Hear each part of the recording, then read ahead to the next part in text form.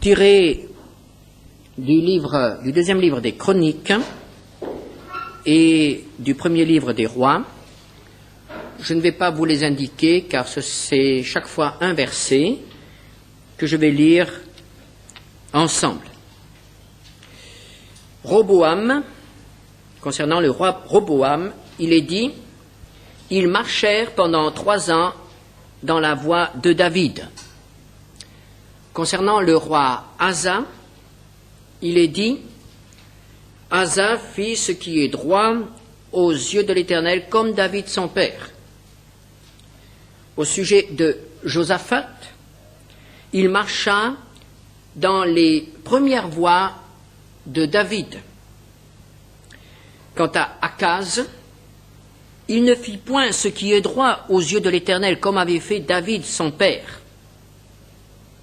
Par contre, Ézéchias fit ce qui est droit aux yeux de l'Éternel entièrement comme avait fait David son père.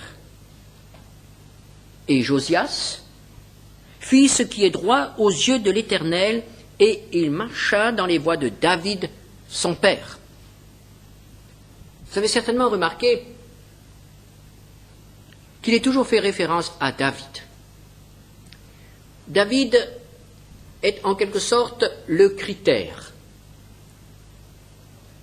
Et on compare chaque roi, chaque descendant de David à l'ancêtre, David.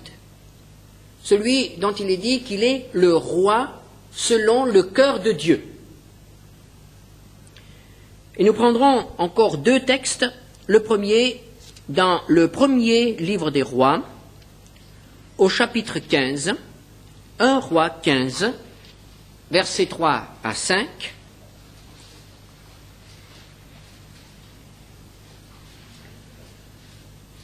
Où nous lisons concernant Abijam, il se livra à tous les péchés que son père avait commis avant lui, et son cœur ne fut point tout entier à l'Éternel son Dieu, comme l'avait été le cœur de David son père.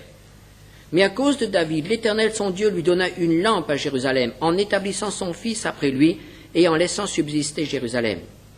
Car David avait fait ce qui est droit aux yeux de l'Éternel, et il ne s'était détourné d'aucun de ses commandements pendant toute sa vie, excepté dans l'affaire d'Uri, le Héthien. Et dans le deuxième livre des Chroniques, au chapitre 25, nous lirons encore le verset 2. 2 Chroniques 25, verset 2, et cela concerne Amatsia. Il fait ce qui est droit aux yeux de l'Éternel, mais avec un cœur qui n'était pas entièrement dévoué. Et en comparant ces 2 textes, Amatsia, dont il est dit que le cœur n'était pas entièrement dévoué, et David, dont il est dit qui a fait tout ce qui est droit aux yeux de l'Éternel, et que son cœur était tout entier à l'Éternel son Dieu, nous comprenons, nous commençons à comprendre pourquoi David sert de critère. De David, il est dit que son cœur était entièrement à l'Éternel, qu'il était un homme droit.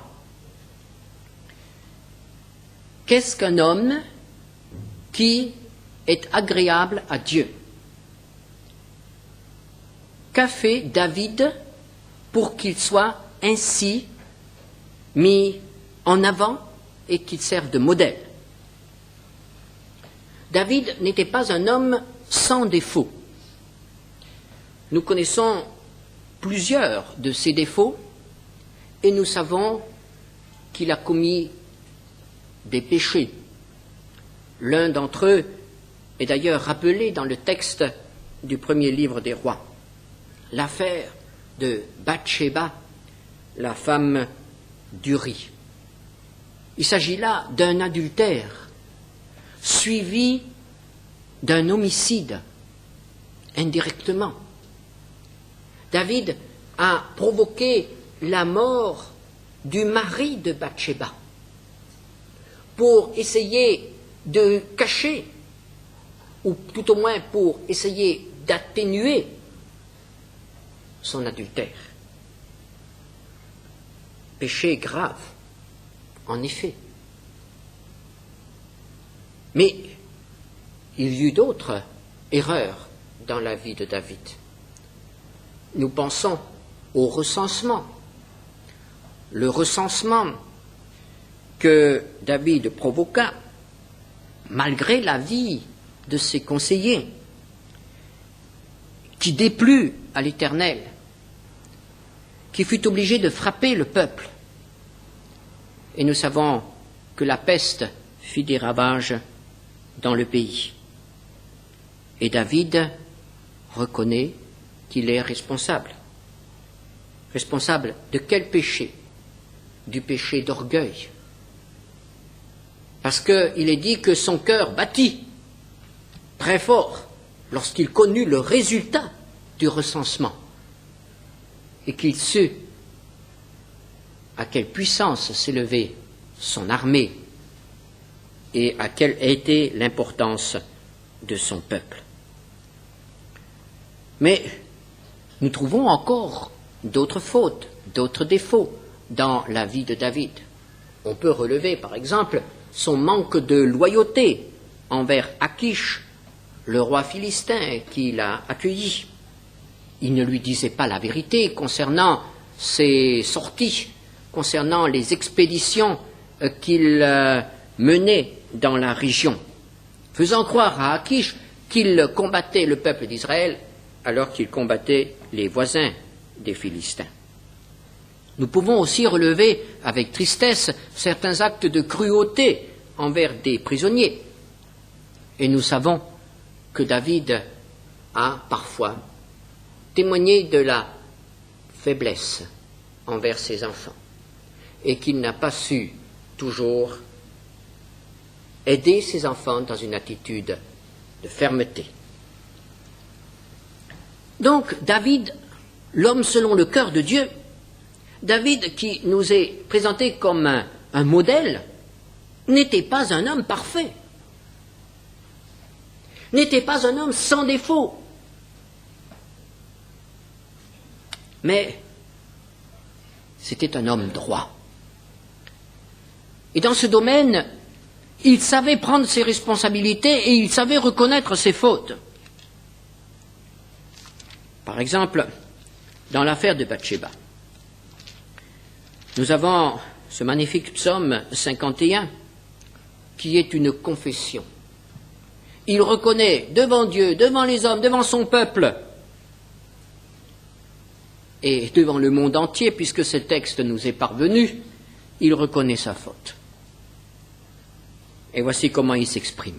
« Ô Dieu, aie pitié de moi dans ta bonté. Selon ta grande miséricorde, efface mes transgressions. Lave-moi complètement de mon iniquité et purifie-moi de mon péché, car je reconnais mes transgressions et mon péché est constamment devant moi.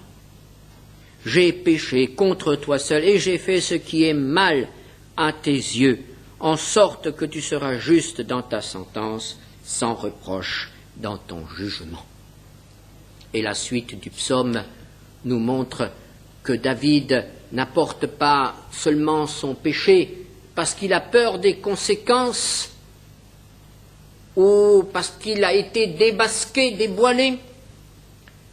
David reconnaît que le péché est en lui, il est né dans l'iniquité, son cœur est souillé, il est pécheur.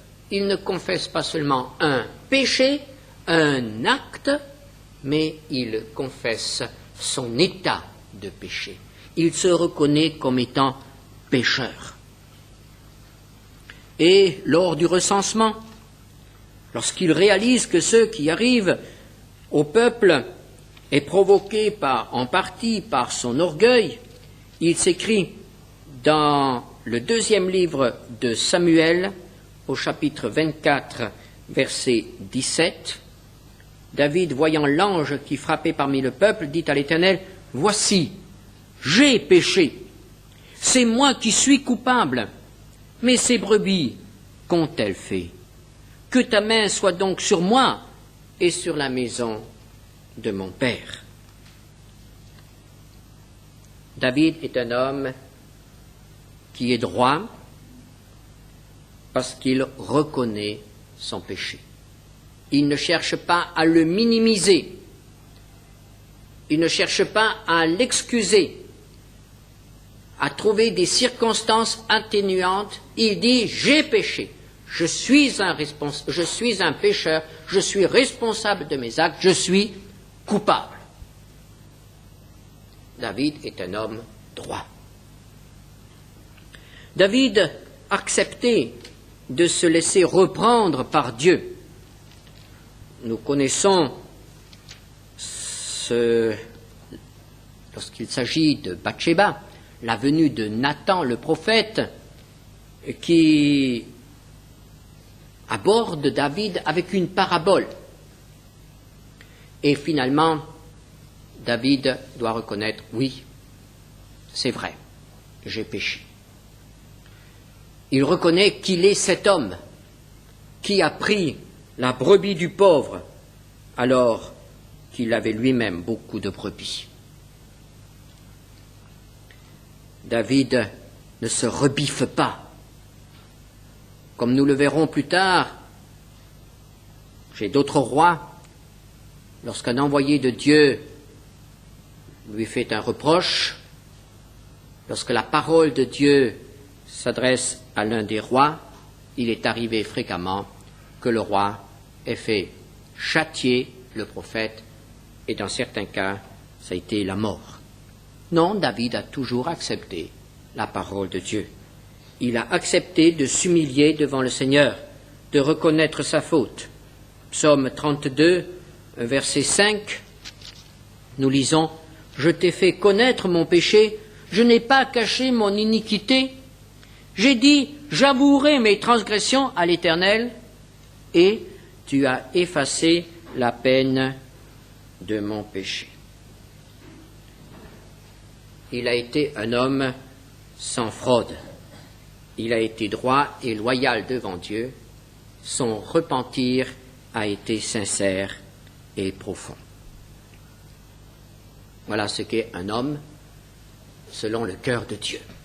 Ce n'est pas un homme qui ne pêche pas, mais c'est un homme qui sait reconnaître ses péchés et qui sait s'en humilier. Ce que nous trouvons aussi chez David, c'est une confiance absolue en Dieu. Dès sa jeunesse, lorsqu'il est en danger, il fait appel au Seigneur et il lui fait confiance. Il cite le cas du lion et de l'ours qui ont attaqué son troupeau. Et au nom de l'Éternel, il leur a fait front. Et plus tard, adolescent, il n'a pas peur de Goliath, le géant. Et il est prêt à se mesurer à lui, mais non pas avec ses propres forces, en comptant sur le Seigneur. Et il le dit dans le premier livre de Samuel, au chapitre 17, versets 45 à 47, « Tu marches contre moi avec l'épée, la lance et le javelot, et moi je marche contre toi au nom de l'Éternel des armées, du Dieu de l'armée d'Israël que tu as insulté. Aujourd'hui l'Éternel te livrera entre mes mains, je t'abattrai et je te couperai la tête. Aujourd'hui je donnerai les cadavres du camp des Philistins aux oiseaux du ciel et aux animaux de la terre. Et toute la terre saura qu'Israël a un Dieu. Et toute cette multitude saura que ce n'est ni par l'épée, ni par la lance que l'Éternel sauve, car la victoire appartient à l'Éternel, et il vous livre entre nos mains. » L'expression d'une confiance absolue. Ce n'est pas de l'inconscience, ce n'est pas de la témérité. Non, c'est de la foi. C'est la confiance en Dieu. Il connaît Dieu, il lui fait confiance, et il sait que la victoire lui est acquise. Pourchassé par Saül plus tard, David fera toujours confiance au Seigneur et refusera de mettre lui-même fin à la vie de son ennemi. Plus tard encore, dans l'exercice de la royauté, lors de différentes guerres, alors qu'il est un guerrier expérimenté. Il ne livre jamais de combat sans consulter Dieu, sans chercher le conseil du Seigneur. Par exemple, dans le premier livre des Chroniques, au chapitre 14, versets 13 à 16, il s'agit toujours de la guerre contre les Philistins. Et il a remporté une première victoire contre les Philistins. Il a demandé à Dieu de lui montrer ce qu'il devait faire, et Dieu lui a donné ses instructions. Puis survient une nouvelle bataille, et David aurait très bien pu dire, « Bien, je vais suivre les conseils que Dieu m'a donnés la dernière fois. » Non. Il consulte à nouveau son Dieu, et c'est alors que le Seigneur lui dit, « Cette fois-ci, tu agiras autrement. » Et c'est à ce moment-là que nous avons cette intervention du Seigneur. Quand tu entendras un bruit de pas dans la cime des mûriers, alors tu sortiras et tu combattras. David devait attendre le bruit des pas. David devait attendre le signal de l'attaque que Dieu allait lui donner. Et nous lisons au verset 16, « Les Philistins se répandirent de nouveau dans la vallée. David consulta encore Dieu et lui dit, et Dieu lui dit, tu ne monteras pas après eux, détourne-toi d'eux et tu arriveras sur eux vis-à-vis des mûriers. » C'est-à-dire par derrière. « Quand tu entendras un bruit de pas dans les cimes des mûriers, alors tu sortiras pour combattre. Car c'est Dieu qui marche devant toi pour battre l'armée des Philistins. » David fit ce que Dieu lui avait ordonné et l'armée des Philistins fut battue depuis Gabaon jusqu'à Gézer.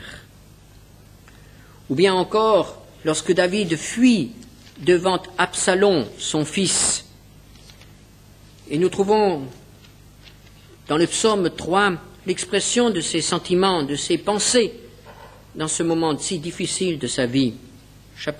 Psaume 3, versets 6 et 7, il dit « Je me couche et je m'endors. Je me réveille car l'Éternel est mon soutien. Je ne crains pas les myriades de peuples qui m'assiègent de toutes parts. » Expression de confiance. Plus tard encore, dans le psaume 31, il s'exprime ainsi au verset 2 et 4. « Éternel, je cherche en toi mon refuge, que jamais je ne sois confondu. Délivre-moi dans ta justice, incline vers moi ton oreille, hâte-toi de me secourir. Sois pour moi un rocher protecteur, une forteresse où je trouve mon salut. Car tu es mon rocher, ma forteresse, et à cause de ton nom tu me conduiras, tu me dirigeras. » Et on peut lire toute l'histoire de David. On peut lire tous les psaumes de David. Nous découvrons chez lui cette constante, la confiance en l'Éternel. David ne se pose jamais la moindre question concernant l'existence de Dieu. Jamais. Pour David, l'existence de Dieu ne fait l'objet d'aucun doute. Aucun doute n'est possible pour cet homme. Et pourquoi donc? Mais parce que pour David, Dieu est très proche. Dieu est à côté de lui. Il a des relations continuelles avec son Dieu. Il lui parle constamment. Lorsque nous lisons ces psaumes, c'est un dialogue constant entre David et Dieu, de jour et de nuit, en quelque lieu où il se trouve. Pour David, Dieu est tout proche. Il peut lui parler, il peut rechercher auprès de lui le conseil dont il a besoin, la protection, la délivrance. La seule préoccupation de David concernant Dieu, c'est d'avoir de bonnes relations avec lui. Il ne se demande pas, mais est-ce que Dieu existe? Il se demande, Seigneur, est-ce que tu es près de moi? Est-ce que tu m'approuves? Ou est-ce que tu me rejettes? Pour Dieu, pour David, c'est l'expression de l'amour. Et nous trouvons là le second élément dans la vie de David. Le premier, c'est la confiance. Le deuxième, c'est l'amour. David, je dirais, passez-moi l'expression, est un amoureux de Dieu. Il aime Dieu de tout son cœur. Tous ces psaumes sont des déclarations d'amour adressées à Dieu. Par exemple, le psaume 18, verset 2, « Je t'aime, ô Éternel, ma force. » David aime son Dieu. Son désir est d'être constamment près de lui, le plus près possible, que rien ne soit entre Dieu et lui. Psaume 61, verset 5. « Je voudrais séjourner éternellement dans ta tente, me réfugier à l'ombre de tes ailes. » Ce sont des images, mais des images qui expriment la proximité de Dieu. Être à l'abri des ailes de Dieu, c'est être là, dans le sanctuaire, devant l'arche, tout près de Dieu. On cherche à être près de ce que l'on aime. Et quand, pour une raison quelconque, on en est séparé, la nostalgie naît dans notre cœur. Psaume 65, verset 5. « Heureux celui que tu choisis et que tu admets en ta présence, pour qu'il habite dans tes parvis. Nous nous rassasierons du bonheur de ta maison, de la sainteté de ton peuple. » Pour David, le bonheur parfait, c'est d'être près de Dieu. Et c'est pourquoi le psaume bien connu de David, le psaume 23, termine par ces mots, verset 6. « Oui, le bonheur et la grâce m'accompagneront tous les jours de ma vie, et j'habiterai dans la maison de l'Éternel jusqu'à la fin de mes jours. » Être près de Dieu, être en communion intense avec lui, que rien ne le sépare de Dieu, qu'il n'y ait pas une ombre, pas une gêne, pas un péché qui lui voile la face de Dieu. C'est là ce qu'a recherché cet homme. Et c'est animé de cet amour qu'il a désiré servir Dieu. Et nous avons là l'origine de son projet de construire le temple, projet que Dieu n'a pas accepté. Mais il a permis à David de rassembler les matériaux, de préparer la construction du temple pour que Salomon, son fils, puisse le construire dès le début de son règne. David a tout préparé pour la maison de Dieu. Et il a accepté que Dieu lui dise non concernant la réalisation de ce projet. Oh, ça lui a fait quelque chose, mais il ne s'est pas révolté, parce qu'il aimait et parce qu'il faisait confiance. Et c'est pourquoi nous trouvons dans la parole de Dieu, lorsqu'il est question de David, que son cœur était entièrement au Seigneur. Et lorsque le Saint-Esprit évalue la vie de tous les descendants de David, la royauté de tous ces hommes, il les compare à David et il dit entièrement comme David ou pas entièrement comme David ou pas du tout comme David. Avons-nous aussi un modèle? Ce ne sera pas David, ce sera le fils de David, Jésus. Entièrement comme Jésus, ou pas entièrement comme Jésus, ou pas du tout comme Jésus. C'est ainsi que le Saint-Esprit évalue notre vie. Et comme je le disais tout à l'heure, il ne s'agit pas de nous lamenter parce que il y a dans notre vie des manquements, des faiblesses et même des chutes graves. Mais là, il faut être comme David, droit, loyal et savoir nous repentir.